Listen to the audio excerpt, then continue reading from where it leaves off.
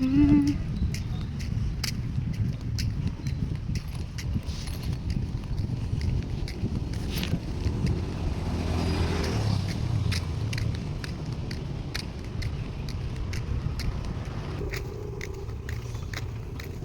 Hi guys, good morning. So I just got home from the hospital.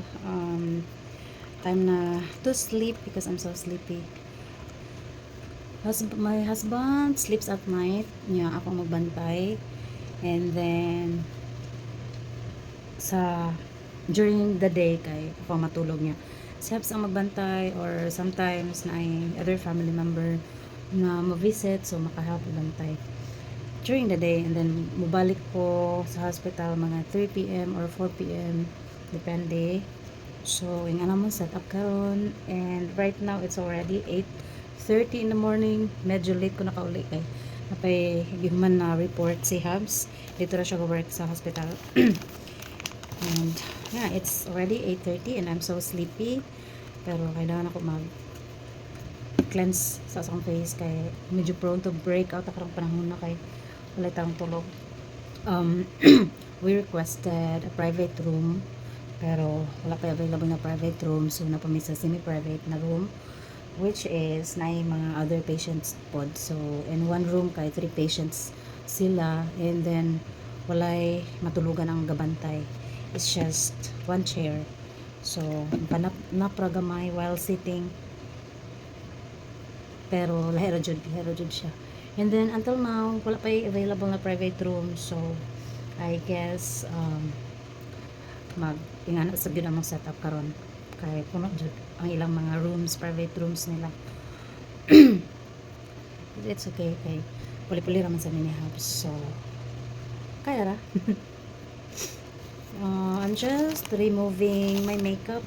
Yan, di ba? Bisa gabantay sa hospital ga makeup, but yeah, that's normal for me. So ako lang gi-remove ang ako ang di man siya makeup, no, kay tint raman. Ako lang gi-remove ang mga nabili na mga tint sa akong face, and then mag moisturizer, and then tulog na ko kay ako mata kay kapiyungon na jud.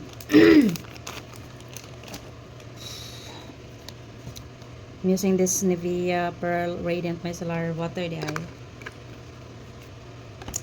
And then for my moisturizer, I'm using this Hello Glow Collagen Serum Soothing Gel. Nandito tayo siya isulod sa ref kay bugnaw kayo ba. But since wala pa may referee, kanisa lang for now.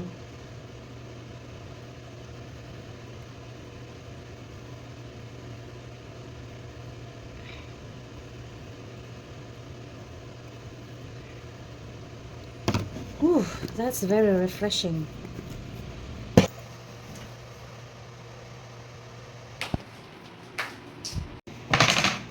Hi guys, good afternoon. So I'm preparing because I'm gonna go back sa hospital na. So ako'y balon lunch box.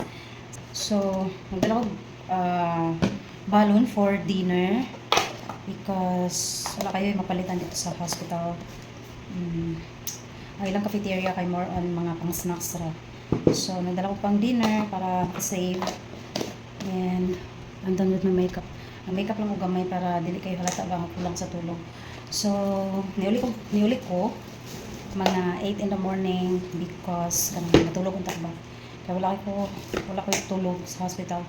But then I think nakasleep ko ako mga 3 hours, and putol-putol pa siya because grabe ka init jud diri, labad kayo sa ulo.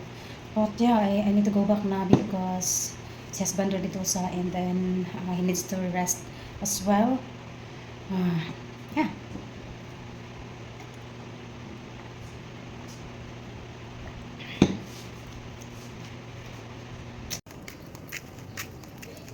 Grabe ka init.